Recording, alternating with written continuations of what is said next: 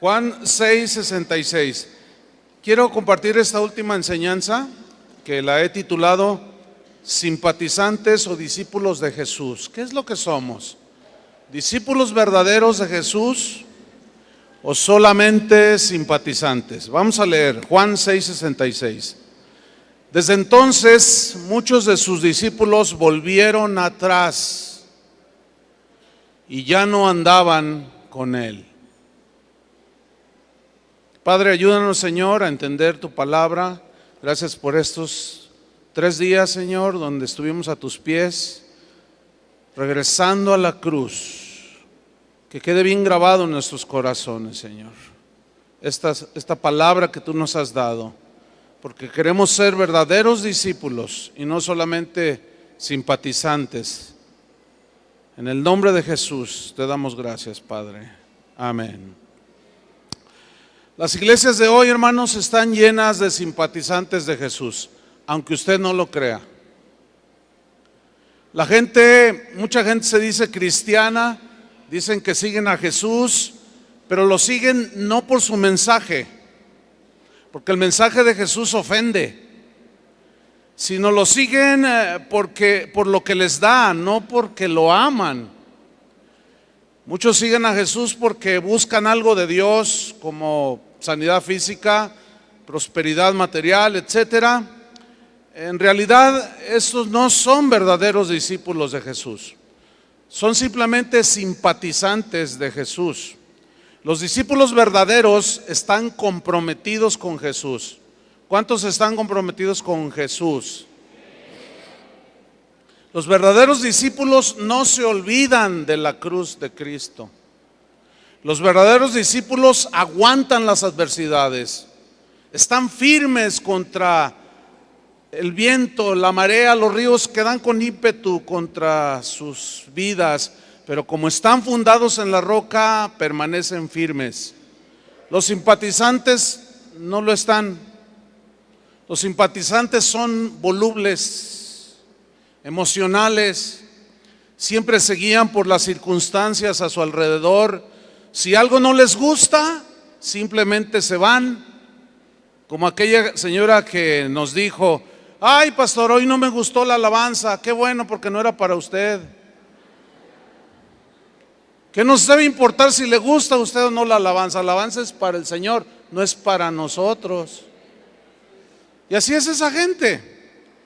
Pero lo más importante para Jesús no es que lo sigan, sino el por qué lo siguen. Jesús le preguntó 3 veces a Pedro: Pedro, ¿me amas? Sí, Señor. Pedro, ¿me amas? Te amo, Señor. 3 veces: Pedro, ¿me amas? Señor, tú sabes todo, tú sabes que te amo. Como queriéndole decir: pero ¿por qué me amas, Pedro? ¿Por qué me sigues? ¿Me sigues por lo que te doy o porque realmente me amas a mí y has recibido en tu corazón mi mensaje? A Jesús le interesaban las motivaciones del corazón de Pedro, sin duda, como también le interesan las motivaciones de nuestro corazón. A Jesús le interesa que nuestros motivos del por qué lo seguimos sean genuinos, puros, limpios, motivos producidos por el Espíritu Santo en nuestra nueva naturaleza, y no motivos que surgen de nuestra carne. Entre la multitud de los que seguían a Jesús se mezclaban los simpatizantes y los verdaderos discípulos de Jesús. En Marcos 10:46 dice que vinieron a Jericó, y al salir de Jericó, él y sus discípulos y una gran multitud. Aquí está. En Juan 6:1 dice: después de esto, Jesús fue al otro lado del mar de Galilea, el de Tiberias, y le seguía, ¿cuánto? ¿Cuánta gente le seguía? Gran multitud, porque veían las señales que hacían los enfermos. Versículo 14, 6:14. Aquellos hombres entonces, viendo la señal que Jesús había hecho, dijeron: este verdaderamente es el profeta que había de venir al mundo. Pero entendiendo Jesús que iban a venir a apoderarse de él y hacerle rey, volvió a retirarse al monte él solo. Aquí vemos en estos pasajes dos grupos distintos. Uno era el de Jesús y sus discípulos, pero también vemos a una gran multitud. La pregunta para nosotros es la siguiente: ¿cómo estás siguiendo tú a Jesús? ¿Cómo sigo yo a Jesús? ¿Como discípulo verdadero o simplemente como un simpatizante perdido entre la muchedumbre? Vamos a ver la diferencia de estos dos grupos. Volviendo al capítulo 6 de Juan, del versículo 1 hasta el 23, vemos el contexto del pasaje que leímos al principio, de Juan 6:66. Ahí nos habla de la alimentación de 5,000 personas. ¿Se acuerdan de ese pasaje? Que el Señor multiplicó los panes, los peces, y comieron todos y sobró, abundó, y la gente estaba contenta porque el Señor les había dado de comer. En el versículo 24, Juan 6:24, dice así. O sea, Jesús les dice: váyanse al otro lado del mar y yo luego los alcanzo. Ellos se suben a las barcas y se van, y Jesús después los alcanzó allá, y la multitud se quedó. Y miren lo que sucedió. Cuando vio pues la gente que Jesús no estaba allí, ni sus discípulos, ¿qué hicieron? Entraron en las barcas y fueron a Capernaum buscando a Jesús. Esa frase se oye muy piadosa, ¿no? Ay, mira, la gente tenía hambre del Señor Jesús y lo buscaban porque lo amaban, querían más de Jesús. ¿Querían más de Jesús o querían más sándwich de pescado? ¿Qué cree usted que quería la multitud? Bueno, versículo 25. Y hallándole, una vez un predicador dijo: y hallaron a Jesús, pero no explicó lo demás. Y hallándole, o sea, encontraron a Jesús. Hallándole no significa: ay, qué maravilloso fue esto, encontré a mi Salvador. No. Y hallándole al otro lado del mar le dijeron: Rabí, ¿cuándo llegaste acá? Hay que anotar allí, ¿por qué no le dijeron Señor? ¿Por qué le dijeron Rabí, que significa maestro? Había muchos maestros en Israel. Desde aquí se empieza a ver de cómo lo nombraron: maestro. No Señor, mucho menos mi Salvador, ¿cuándo llegaste aquí? No, maestro. Hay un montón de maestros. Aquí ya estaban ellos revelando parte de su corazón. Versículo 26. Respondiendo Jesús y les dijo: de cierto os digo, que me buscáis no porque habéis visto las señales, o como dice otra versión, porque hayan entendido quién soy yo al haber hecho estas señales, sino por la señal misma, sino porque comisteis el pan y os saciasteis. Yo quiero hacer notar algo, hermanos. Jesús, como decía Daniel, es la verdad, y Él habla la verdad, y nosotros tenemos que hablar la verdad. Y así como Jesús, Él no se anduvo como hoy muchos predicadores dicen: ay, no les podemos hablar así tan claro a la gente porque se ofenden, dice. Y Jesús fue claro y directo. Dice: ustedes me siguen porque ayer comieron pan y se saciaron. Eso es bastante agresivo, ¿no creen? Versículo 27. Trabajad, no por la comida que perece, sino por la comida que a vida eterna permanece, la cual el Hijo del Hombre os dará, porque a este señaló Dios el Padre. Vemos aquí que esta multitud había comido de aquel milagro maravilloso, ciertamente, de multiplicación de peces, de panes, pero ellos buscaban a Jesús no por el mensaje de Jesús, sino porque ni tampoco porque les interesara a Jesús como Salvador, sino lo empezaron a seguir por conveniencia. Como decimos aquí en México, ese refrán popular: a la gorra no hay quien le corra. O sea, a lo gratis, pues ¿quién no recibe lo gratis, verdad? La gran paradoja es que la salvación es gratuita y no la reciben, pero sí quieren pan, sí quieren casas, sí quieren carros. Esa es la gran paradoja, ¿no?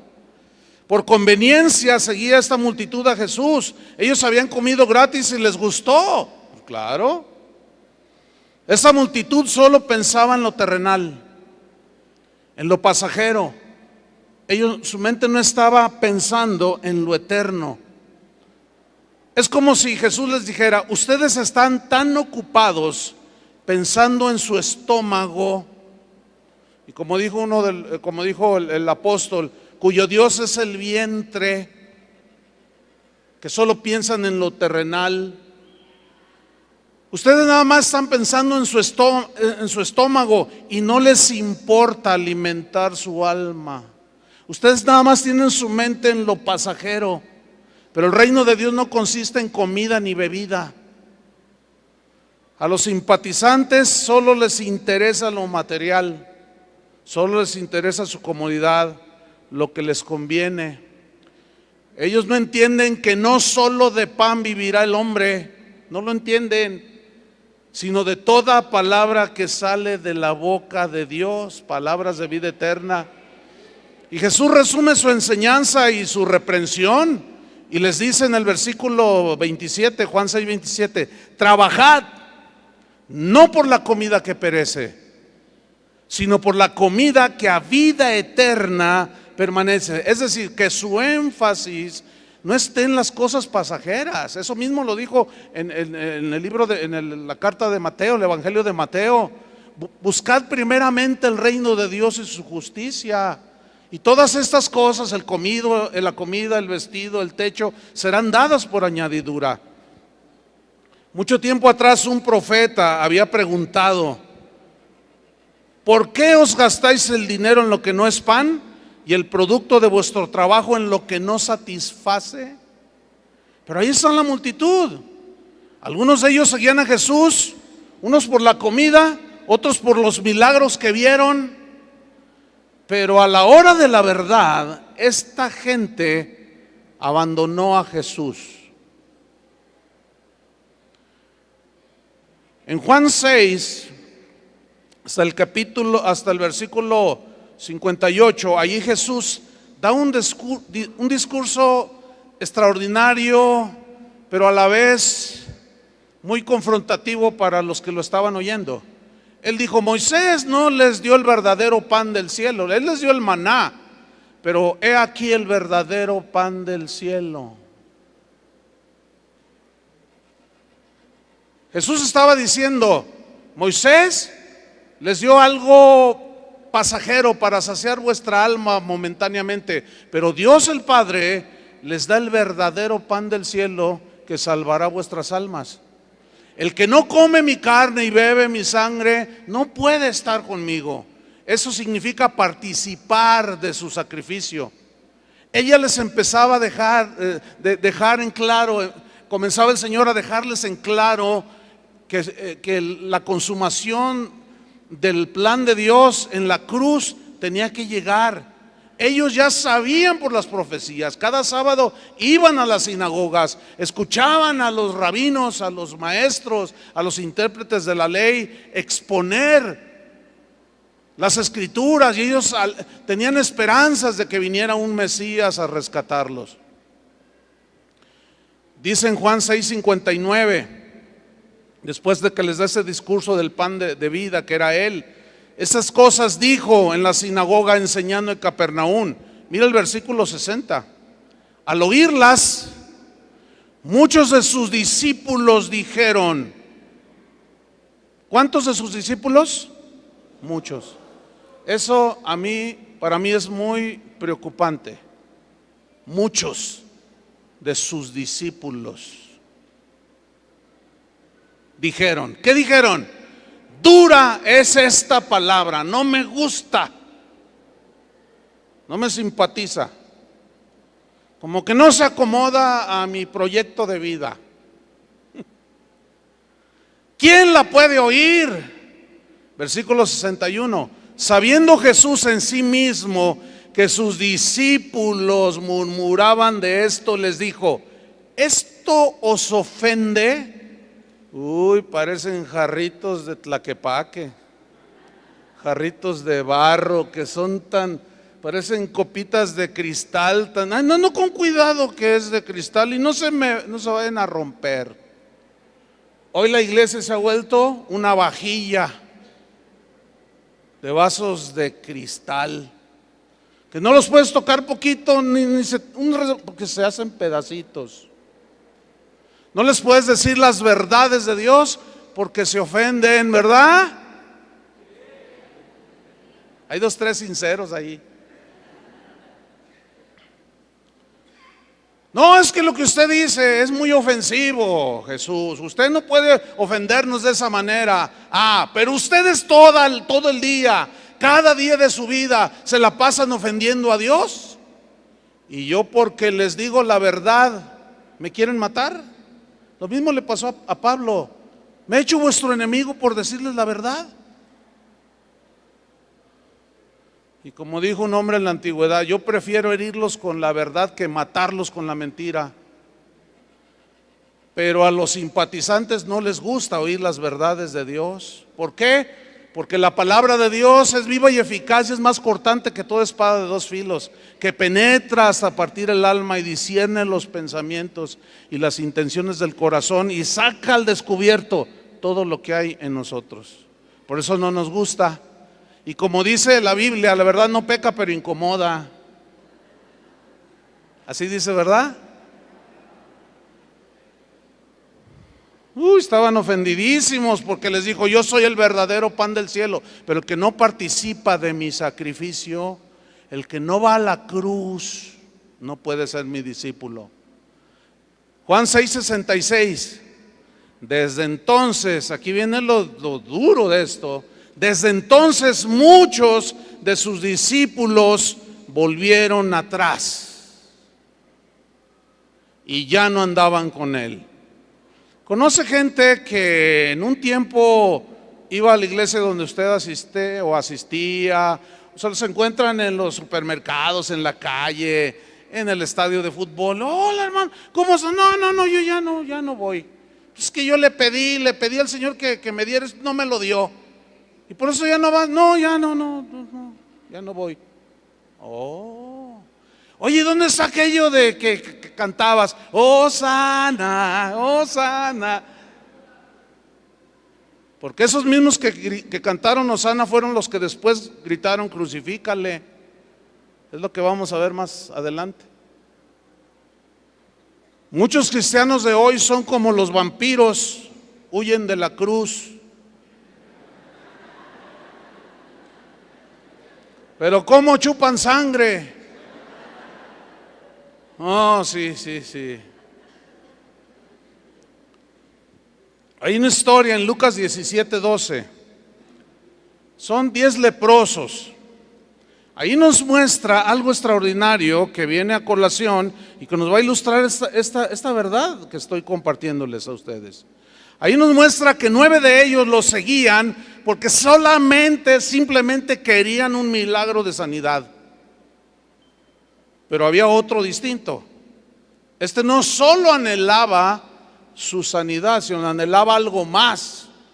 Dice Lucas 17:12: al entrar en una aldea, le salieron al encuentro 10 hombres leprosos, los cuales se pararon de lejos y alzaron la voz diciendo: Jesús, Maestro. Otra vez Maestro. ¿Qué dijo María cuando vio al Señor resucitado? Señor. ¿Qué dijo Felipe? Señor. Y estos, dice: Jesús, Maestro, ten misericordia de nosotros. Cuando él los vio, les dijo: id, mostraos a los sacerdotes. Y aconteció que mientras iban, fueron limpiados. Entonces uno de ellos, viendo que había sido sanado, ¿qué hizo? Volvió y glorificando a Dios a gran voz, y se postró rostro en tierra a sus pies. Aquí en la palabra postrar es donde está la esencia de la conversión en este caso. Porque esta palabra postrar en el griego es una palabra proskuneo, que significa postrarse para adorar al Dios, a Dios único. Reconociendo que Él es el Señor, el todo, el Creador y el Salvador. Entonces se postra en rostro a sus pies dándole gracias, y este era samaritano. Pero miren la reacción de Jesús. Respondiendo Jesús dijo: ¿no son 10 los que fueron limpiados? ¿No son 10 los que fueron limpiados? Bueno, había otra gente allí mirando todo aquello. Y los 9, dice, ¿y los 9 dónde están? No hubo quien volviese y diese gloria a Dios sino este extranjero. Y le dijo: levántate, vete, tu fe te ha salvado. Este hombre se fue no solo sano, sino salvado. ¿Cuántos de ustedes han ido a una campaña, esas campañas muy socorridas de sanidad? ¿Ha visto milagros? ¿Sí? Pero por montones, ¿a poco no? Yo he visto con mis propios ojos, ahí enfrente de mí en alguna ocasión, bueno, varias, gente sanando de una manera impresionante. Pero pregúnteme dónde están ahora. Ellos fueron por su milagro, claro, venga por su milagro. Lo demás no importa, usted nada más venga por su milagro. Pero para Jesús sí importa. Tenemos que predicar el evangelio de la salvación. No podemos darnos el lujo de que solamente la gente obtenga lo que quiere, porque el Señor les recriminó a aquellos: ustedes nada más vienen porque comieron. Y también a nosotros nos recriminará si solamente damos una parte del evangelio y no damos todo el consejo de Dios. Les voy a hacer una pregunta: ¿qué es más importante y trascendente para la vida de un ser humano? ¿Sanidad en su cuerpo o que su alma sea salvada de la condenación del infierno? Entonces, ¿por qué no predicamos eso?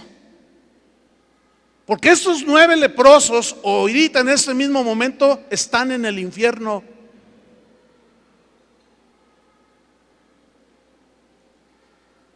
Por eso Jesús preguntó: ¿dónde están? Pues sí, como aquellos nada más habían llegado por su sándwich de pescado. Esos nada más habían llegado aquella noche de milagros, nada más habían llegado por su milagro. Pero ¿y la salvación de sus almas? Escúcheme bien. La necesidad primordial de todo ser humano no es tener una mejor casa, no es tener mejor ropa, no es tener una carrera universitaria. Esas cosas son de la vida cotidiana y de alguna manera se pueden tener, pero la necesidad primordial del ser humano es salvación de sus pecados. Mas Dios mostró su amor para con nosotros en que, siendo aún pecadores, Cristo murió por nosotros. De tal manera nos amó que dio a su Hijo unigénito. La paga del pecado es muerte, pero la dádiva de Dios, el regalo de Dios, es vida eterna. ¿Por qué se enfatiza tanto en la sanidad física que vemos aquí que no trae la salvación? Ese solo milagro. Los milagros no garantizan que la gente se va a salvar, pero la predicación, el evangelio, es el poder de Dios para salvación a todo aquel que cree. No dice los milagros son el poder de Dios para que la gente se salve, dice el evangelio. Pero las señales siguen a la predicación del evangelio, como escuchamos en la mañana. Las multitudes no conocían a Jesús, lo seguían porque pues ¿quién no tiene necesidad, hermanos? Todo el mundo tiene necesidad de algo, pero la necesidad mayor se hace a un lado, que es salvación. Ellos estaban confundidos, no lo conocían, semejante a las multitudes de hoy. En Mateo 16:13 vemos este punto.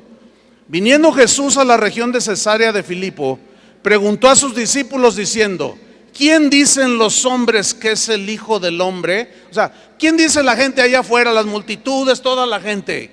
¿Quién dicen que soy yo? Versículo 14, ellos le respondieron: bueno, Señor, unos dicen que tú eres Juan el Bautista. Pregunta: ¿era Juan el Bautista? No. Vea qué confundidos estaban, ¿eh? Era Juan, unos dicen que eres Juan el Bautista, otros dicen que eres Elías, otros dicen que eres Jeremías, y algunos otros dicen que eres alguno de los profetas. Confundidos. Es increíble darse cuenta que entre las multitudes de congregaciones llenas de gente como esta, o como donde yo pastoreo, o en los estadios, donde hay multitudes, es increíble pensar que pueda haber gente confundida, que no conoce al Señor, que tiene una opinión distorsionada de quién es Jesús. A los corintios les pasó esto, estaban confundidos, ellos creyeron en otro Jesús, les había llegado el evangelio por boca de Pablo, pero ellos después escucharon a falsos maestros que les presentaron a un Jesús más cómodo, más buena onda, ¿me entiende? Que se pone a tomar cerveza contigo, y que se van al antro, tú y él juntos. ¡Oh, qué buena onda es Jesús! Y dijeron, no, pues este Jesús, qué buena onda es el Señor, me gusta este Jesús.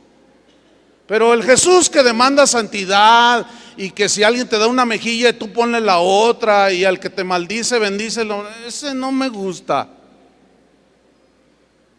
¿Les gusta ese Jesús? Ya quedaron bien calladitos, se ven más bonitos. Ellos pensaban que los corintios pensaban que seguían al Jesús que predicaba Pablo, pero ellos habían sido receptores de otro evangelio. Ellos estaban equivocados. Los falsos maestros les presentaron a otro Jesús, 2 de Corintios 11:3. Pero me temo que como la serpiente, ¿a quién se refiere con la serpiente? Satanás. Con su astucia engañó a Eva. Vuestros sentidos sean de alguna manera extraviados, desviados de la sincera fidelidad a Dios, a Cristo. Porque si viene alguno predicando a otro Jesús que el que os hemos predicado, o si recibís otro espíritu que el que habéis recibido, u otro evangelio que el que habéis aceptado, bien lo toleráis. Pablo está reprendiendo a los corintios. ¿Por qué toleran un evangelio diferente? ¿Por qué están tolerando a otro Jesús, no el Jesús que murió en la cruz? Ustedes están tolerando a otro Jesús muy permisivo. Jesús vino a rescatarnos de nuestros pecados. Pablo dijo, perseveraremos en el pecado para que la gracia abunde. De ninguna manera, dice. ¿Cómo? Si ya hemos sido rescatados, ¿cómo Dios nos va a permitir seguir en los pecados? Eso no tiene sentido. Pues ese es el Jesús que hoy predican muchos. Y la gente sigue confundida y le dan ofertas acerca de un Jesús que no es el de la Biblia. Y esos se vuelven simpatizantes de Jesús, porque en el momento que oyen el evangelio, la palabra de Dios, se ofenden y se van. La multitud que seguía a Jesús lo vitorió, lo alabó con emoción, con aplausos cuando él entró en Jerusalén, ¿se acuerdan? ¿Sí? Pero finalmente terminaron rechazándolo. Le dieron la espalda. ¿Por qué? Porque no llenó sus expectativas.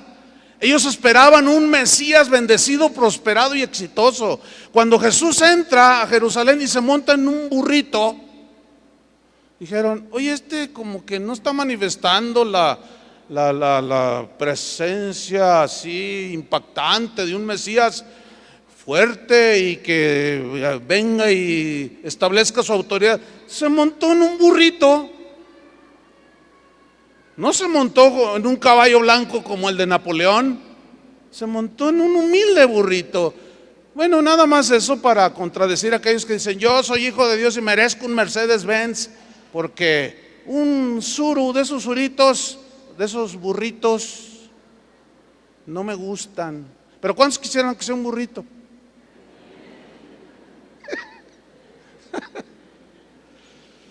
Por eso vinieron, ¿verdad? A ver si Dios se los daba. ¿No? Juan 12:12. Seguimos con la multitud. Era la misma, eran los habitantes de Jerusalén. El día siguiente, grandes multitudes que habían venido a la fiesta, al oír que Jesús venía a Jerusalén, tomaron ramas de palmera y salieron a recibirle y clamaban: Hosana, bendito el que viene en el nombre del Señor, el Rey de Israel. Mira, típico, cualquiera que no discerniera la multitud como lo hacía Jesús, diría lo que hoy decimos nosotros: avivamiento. Vemos el estadio Azteca lleno de almas alabando al Señor. 120,000 más los que están en la cancha, 150,000. Glorioso. Y empezamos a llorar porque vemos a la gente moviendo sus manitas limpias así. Y con un sonido espectacular, cámaras de humo, luces. Y decimos: avivamiento, oh la gloria. Decimos, ¿será? ¿De veras creen eso? Pues en la Biblia muestra que las multitudes no garantizan absolutamente nada. Aquí se mira, aquí todo el estadio en Jerusalén estaba lleno.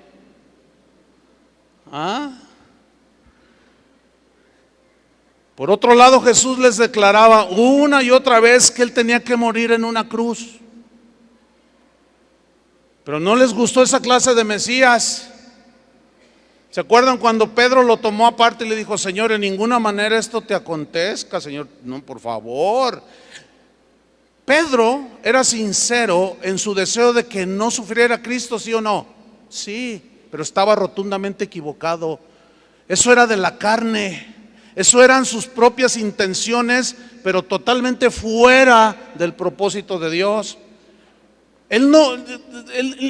Todo lo que escuchó en la sinagoga, los sábados de Isaías 53, se le olvidó la cruz.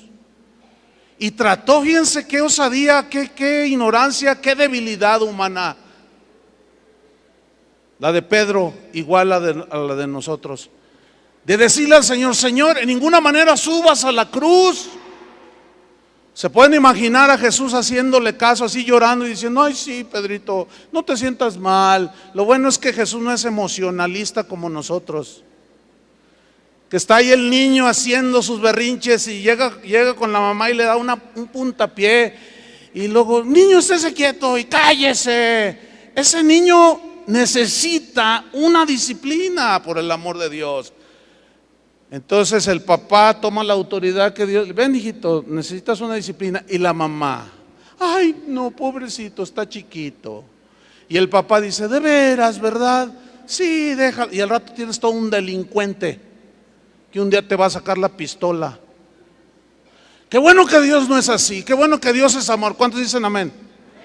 Y Dios al que ama, disciplina y azota a todo el que recibe por hijo. Porque si no recibís disciplina, es porque entonces no sois hijos de Dios, dice. Sois bastardos. Eso suena bien feo, pero es la verdad. Y Dios no es como nosotros, emocionalista, que lo vencen las emociones.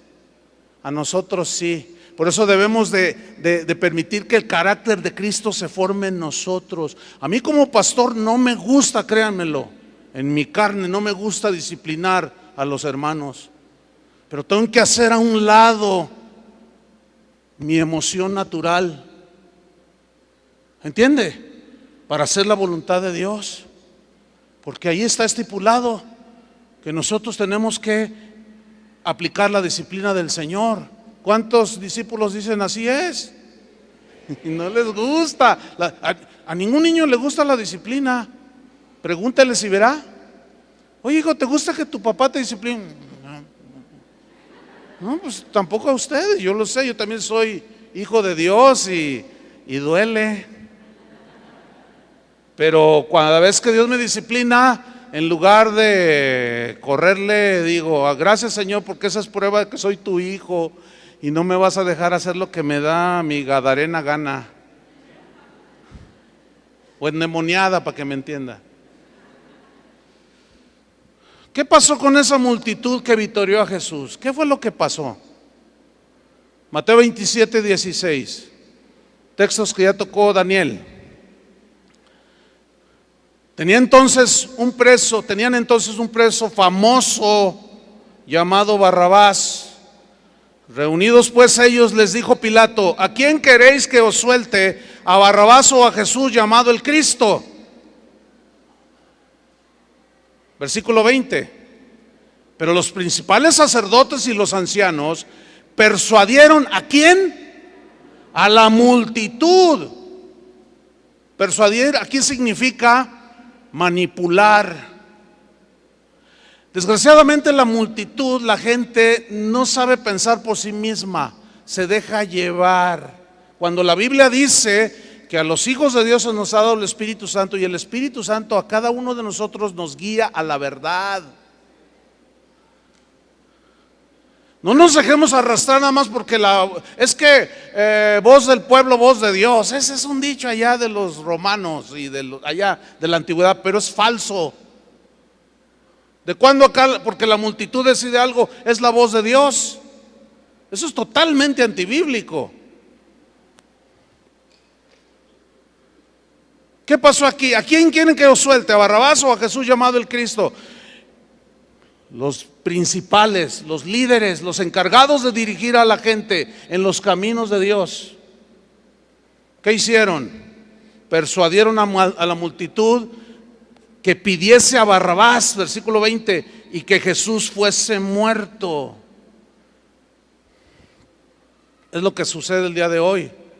Los líderes, los pastores, los maestros, apóstoles, evangelistas, pastores, persuadiendo a la multitud, pero no en los caminos de Dios.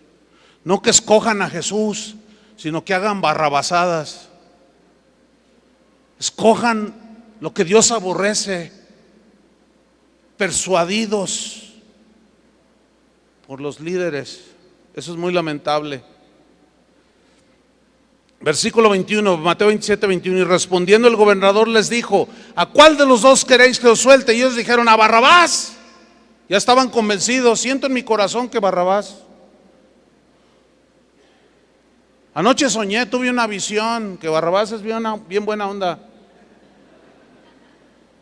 Por eso sigo a Barrabás. Versículo 22, Pilato les dijo: ¿qué pues haré de Jesús llamado el Cristo? Todos le dijeron: sea crucificado.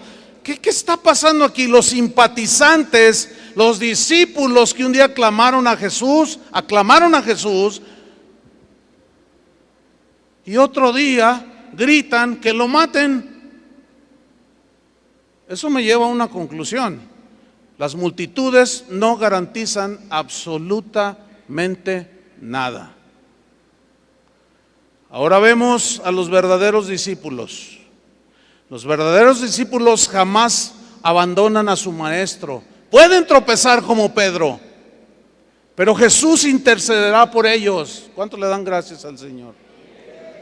Como lo hizo por Pedro, y nos levantará, hermanos. 7 veces cae el justo y Dios lo vuelve a levantar. Los verdaderos discípulos siguen a Jesús porque Jesús es todo para ellos. Para los verdaderos discípulos no es tan importante si comen o no comen, si son sanados o no son sanados. Su único refugio es Jesús. Y como dijo un cristiano en la antigüedad, la verdadera fe es aquella que cuando tú le pides a Dios y Él te responde, te gozas y le das gracias. Y si no te responde lo que le pediste, sigues creyendo en Él. Juan 6:66. Que no tiene que ver nada con el anticristo, no, porque déjeme decirle algo, hay una de supersticiones dentro del cristianismo de hoy, espantosa. Ahora en una conferencia que tuvimos en Guadalajara, se me acerca al final, es de pastores, se me acercó un pastor. Me dijo: oiga pastor, venía con otros 2. Oiga pastor, ¿le puedo hacer una pregunta? Yo le dije: por supuesto, si está en mí respondértela, adelante. Dice: bueno, es que mire, la primera noche que usted predicó, traía usted un saco con un botón abrochado, nada más. Ah, sí, no, pues no. Dice: anoche traía un saco con 2 botones abrochados. Ah, pues no sé, no me fijé. Dice, y ahorita trae uno con 3 botones abrochados. Dice, ¿cuál es el mensaje? ¿Puedes creer eso, Dani? Y yo le hice así, bueno, más bien le hice así, ¿tú eres pastor? Me dice, amén. Le dije, pobre de tus ovejas. Así le dije. Qué tragedia tener un pastor tan supersticioso. Pero yo los estaba observando. Le dije, mira, es como si yo te dijera ahorita, mira, fíjate. Tú traes la camisa con el botón abrochado. Él la trae sin el botón aquí, el último, desabrochado. Y él trae 2 botones desabrochados. ¿Cuál es tu mensaje para mí? No, pues,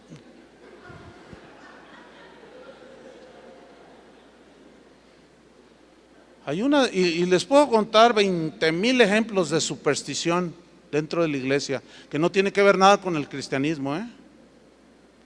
Entonces Juan 6:66 no tiene que ver nada con el anticristo, ¿aclarado? Aunque lo que se ve ahí es del anticristo. Mira, desde entonces muchos de sus discípulos volvieron atrás y no andaban ya con él. Se volvieron en contra de Cristo. Versículo 67. Entonces Jesús dijo a los 12, o sea, se quedó con 12. ¿Acaso queréis vosotros iros también? Noten cómo Jesús no les dice, no se vayan, por favor. ¿Se acuerdan de aquel joven que llegó? Maestro, ¿qué debo de hacer para heredar vida eterna? Los mandamientos te sabes, no matarás. Sí, todo eso lo he guardado desde mi juventud. Te falta una cosa. Vende lo que tienes y dalo a los pobres. Pero aquel era muy rico y se fue muy triste. Dijo, no, eso sí, allí no. Y se fue. Observación. Jesús le dijo, no te vayas, por favor.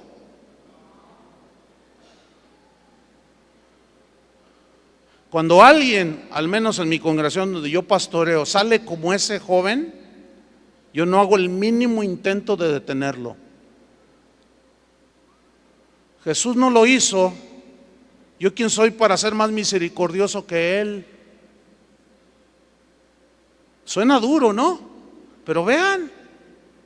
Y volteé con sus discípulos y les digo que el que no toma su cruz cada día viene en pos de mí, no puede ser mi discípulo.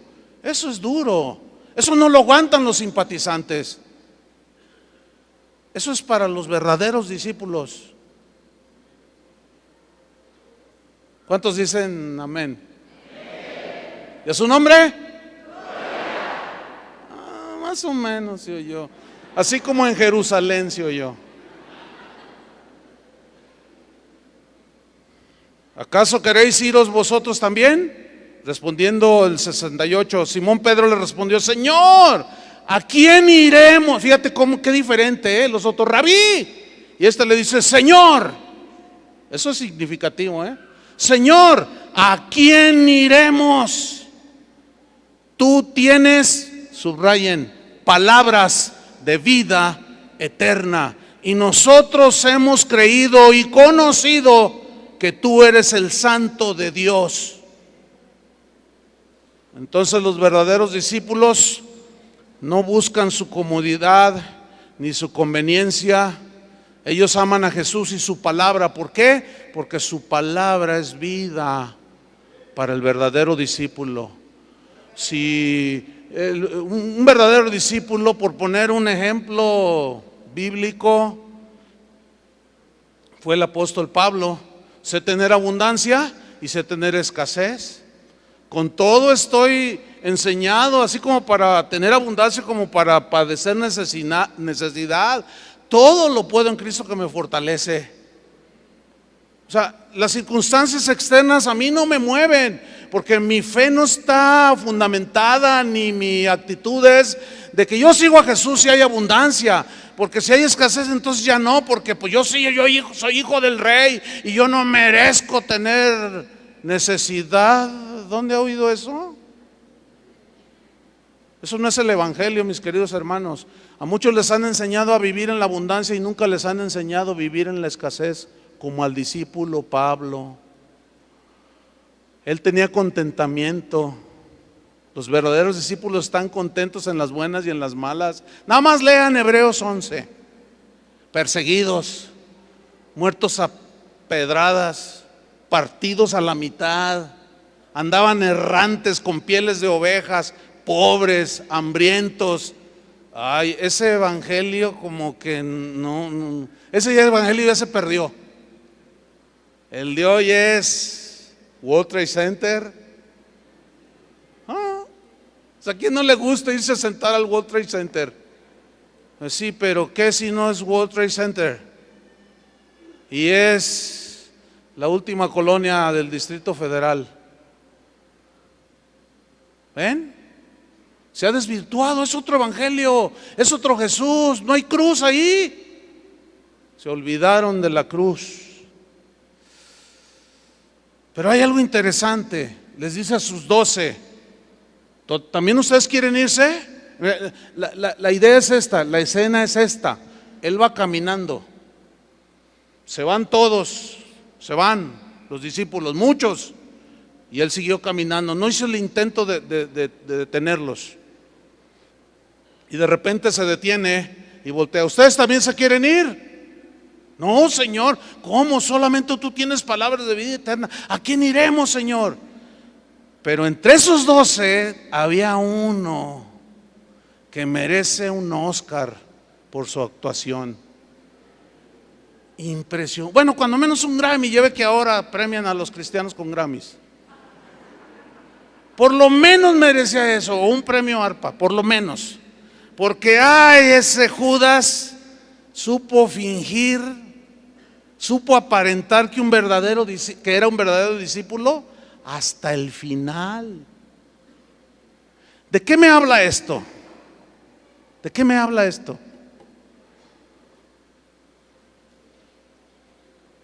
De que entre la multitud sin duda hay genuinos discípulos, pero también hay algunos que siguen actuando, pero no son.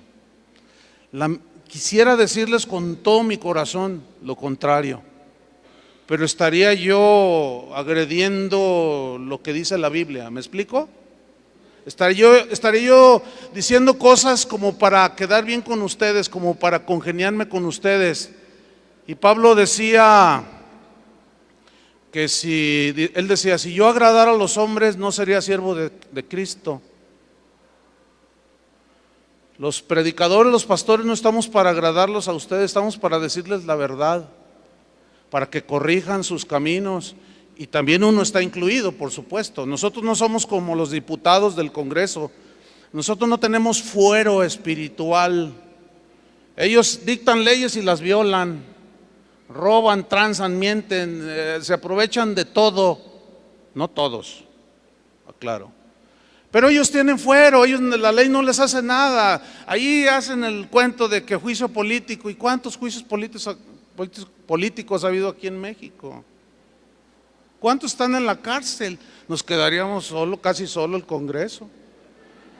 Los pastores no somos como los diputados y los senadores. Nosotros no tenemos fuero espiritual. ¿Entendieron eso? Es decir, aquí en este mismo mensaje yo también me siento de aquel lado. También es para mí. Y esto lo digo para los pastores que a veces somos a veces como los fariseos. Les decimos cosas, pero nosotros ni con un dedo las movemos. Les decimos den y nosotros no damos. ¿Cómo está el asunto? Predicamos del perdón y estamos amargados con el pastor de la iglesia de enfrente. Y total se vuelve todo esto un caos. Y esto, hermanos, la Biblia dice, Jesús dijo que nosotros somos la luz del mundo. Judas, vamos aquí con este gran actor. ¿Qué sucedió con este gran actor? Bueno, ¿se acuerdan cuando llega antes la aprehensión de Jesús, lo que se conoce como la última cena? Cuando el Señor instituye este memorial, que es de recuerdo, que no se les olvide que yo morí por ustedes, que no se olviden de la cruz. Y están todos allí comiendo y cenando, y Jesús toma la palabra y dice: uno de ustedes me va a entregar. Entonces los discípulos ante eso se sintieron inseguros, y como ellos ya aparece entonces, ya sabían que Jesús sabía todo. ¿Seré yo, maestro? ¿Seré yo? Decían, ¿seré yo? En una película se ve que uno le dice: pregúntale si soy yo. Creo que era Andrés, pregúntale. Y bueno, en la película, oye, dice Andrés que no, él no es, porque Jesús sabía quién era. Y luego les dice: el que meta conmigo su pan, que tome su pan y meta su mano en mi plato, ese es el que me va a entregar. Oiga, algo más descriptivo que eso no puede ser. Bueno, ¿cómo se dio eso? De alguna manera, a la hora de compartir la comida, el cordero pascual. Llega Judas y lo mete y va y se sienta, y todos lo vieron. Y de repente se sale Judas y dicen: ¿y a dónde va? Y respondieron los discípulos: es que va a ir a darle de comer a los pobres. ¿Se fijan cómo los mismos 11 estaban plenamente convencidos que Judas era uno como ellos? ¿Era verdad? No. Judas, ya no voy a describir más, lo describió excelentemente Daniel. Judas fue un no nacido de Dios, nunca se arrepintió, nunca fue lavado con la sangre de Cristo, pero llegó al colmo de la astucia, llegó al colmo de la desvergüenza. Era un cínico. Hasta el último momento, todo planeado de una manera diabólica. Y allí en otro de los evangelios dice: y Satanás entró en su corazón. A él sí lo posesionó. Pero hacía cosas buenas. Le daba de comer a los pobres, ayudaba, servía al Señor. Yo cuando en la vida ministerial, cuando he visto episodios que han dolido al corazón por gente que traiciona, ¿no? ¿Saben cuál es mi consuelo? Pero poderoso. Leo ese pasaje y digo: pues si a Jesús se le metió un Judas, que no se me metan a mí 2, 3 por ahí. El asunto es que la Biblia dice, le dice Pablo a Timoteo: toda la escritura es útil para enseñar, para redarguir. Significa confrontarlos con la verdad. Y nuestra responsabilidad es confrontarnos todos con la verdad de Dios. ¿Qué eres? ¿Un verdadero discípulo o solamente un simpatizante que hasta ahorita ya llevas la comedia casi al final de tu vida? Que si no te arrepientes, terminarás como Judas. Así de fuerte es.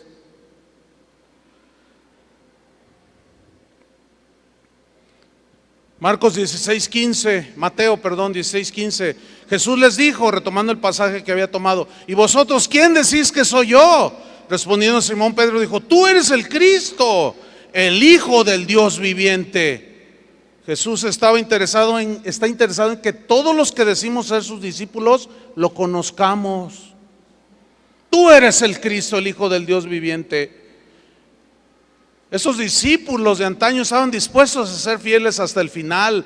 Los verdaderos discípulos, pues, no les importa otra cosa que hacer la voluntad de Dios.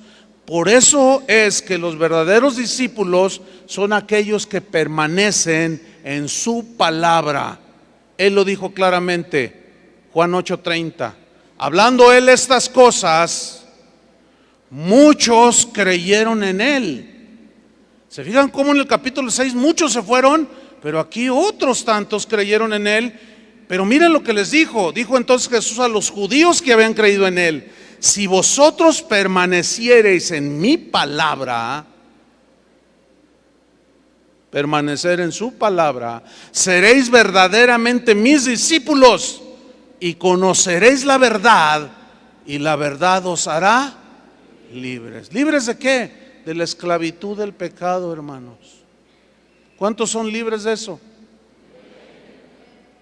Déjeme terminar con una historia de los primeros siglos allá en el desarrollo del cristianismo. Es una historia que data del año 304 después de Cristo, de una pareja cristiana que llevaban 3 semanas de casados cuando fueron separados por la persecución. Él se llamaba Timoteo y fue llevado ante el gobernador, quien lo presionaba para que se volviera otra vez al paganismo, a los ídolos. Pero viendo el gobernador que Timoteo, viendo que sus esfuerzos eran inútiles y que Timoteo permanecía firme, dispuesto a dar su vida por su Señor, el gobernador sabía que Timoteo tenía una copia de algunas de las escrituras y le ordenó que se las entregara. Cuando se las trajeron, este gobernador las quemó. Timoteo respondió antes de ese episodio que quemaran las escrituras: si tuviera hijos, dijo, los entregaría primero antes de entregarte las sagradas escrituras. Aún me las podrás quitar, pero no las podrás sacar de mi corazón. Y el gobernador, dice esta historia que está narrada, hay muchas historias en la historia de la iglesia cristiana tremendas. El gobernador dice que se enfureció y ordenó que le sacaron los ojos a Timoteo. Un hierro candente fue el verdugo, tomó un hierro candente y le sacó los 2 ojos. Y el gobernador, burlando, le dijo: a ver si así puedes leer tus escrituras, le dijo. Timoteo, dice esta historia, soportó el tormento y el gobernador se enojó más y ordenó colgarlo de cabeza con una piedra en el cuello para que estirara, y le taparon la boca y mandaron traer a su recién esposa, que recién se habían casado. Ella se llamaba Maura, y le dijo: ven para acá. Le dijo: mira, te ofrezco una gran suma de dinero, pero ve y convence a tu esposo que renuncie a Cristo. Y empezó a coaccionarla, empezó a presionarla, y Maura, dice la historia, que amaba profundamente a Timoteo, empezó a titubear y acepta el ofrecimiento del dinero para convencer a Timoteo de que renegara de su fe y de esa manera perdonarle la vida. Y lo llevaron ante Timoteo y empezó a escuchar lo que su esposa amada le estaba diciendo, y él daba señas de que le quitaran el trapo que habían puesto en su boca. Y un soldado allí le dijo: ¿qué quieres decir? Pensó que iba a renegar de la fe. Y Timoteo lo que hizo, dice esa historia, fue reprender con lágrimas y con un tono de misericordia, pero reprendió fuertemente a su amada esposa y le dijo: mira, te amo con todo mi corazón, pero amo más a Jesús, y yo estoy dispuesto a morir por Él, prefiriéndolo a Él que a ti. Y ella, dice la historia, rompió en llanto y de pronto volvió el sí, como aquel hijo pródigo, ¿se acuerdan? Que volviendo en sí, y recapacitó y se abalanza sobre el cuerpo ensangrentado y golpeado de su amado esposo, y lo abraza y cae de rodillas, le pide perdón a Dios y le pide perdón a su esposo por su cobardía. Dice la historia, termina bien trágica, muy trágicamente. Maura fue torturada de una manera brutal, la despedazaron después de haber sido crucificados uno frente al otro. Y dice la crónica que cuando ellos estaban siendo clavados en las cruces, donde fueron finalmente ejecutados, se miraban y se alentaban el uno al otro, y Timoteo le decía: aguanta, amada, aguanta, solo son minutos, solo son segundos. Y cuando ella veía que él, por el dolor, ella le decía a él: aguanta, Timoteo, en un momento, en un instante estaremos en la presencia del Señor. Esos eran los discípulos de antaño. ¿Qué somos nosotros? ¿Discípulos o simpatizantes que por cualquier cosita se van? ¿Qué somos? Oremos. Señor, te damos gracias. Te damos gracias por estos días, Señor, en los cuales sin duda hablaste fuerte y claro, pero es por nuestro bien. Tu exhortación es: hijos míos, no se olviden de la cruz. No se olviden de dónde yo los tomé. No tomen otras actitudes que no tienen que ver con mi espíritu, con mi evangelio. Señor, perdónanos, porque sin duda muchas veces buscamos nuestra conveniencia, buscamos nuestra comodidad, y no estamos dispuestos a tomar la cruz y negarnos cada día. Y nos hemos vuelto egoístas, anhelamos la fama,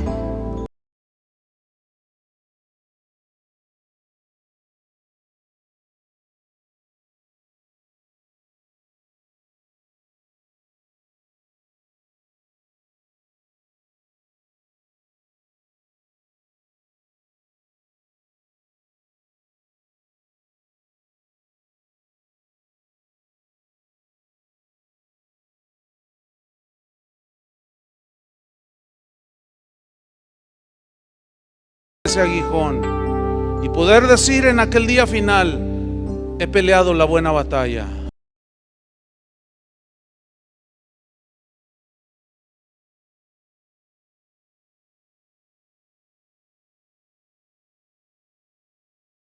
La gracia que le diste a este matrimonio en aquellos años, la gracia para soportar. Si es cierto, ellos flaquearon en algún momento, pero así como intercediste por Pedro, intercede por nosotros delante del Padre, para que nuestra fe no falte, Señor. Cuando la prueba, cuando la aflicción y las cosas de la vida golpeen duro contra nuestra casa, y permanezcamos firmes, porque estamos fundados sobre la roca. En el nombre de Cristo Jesús, danos esa gracia, Señor, de seguir hasta el final.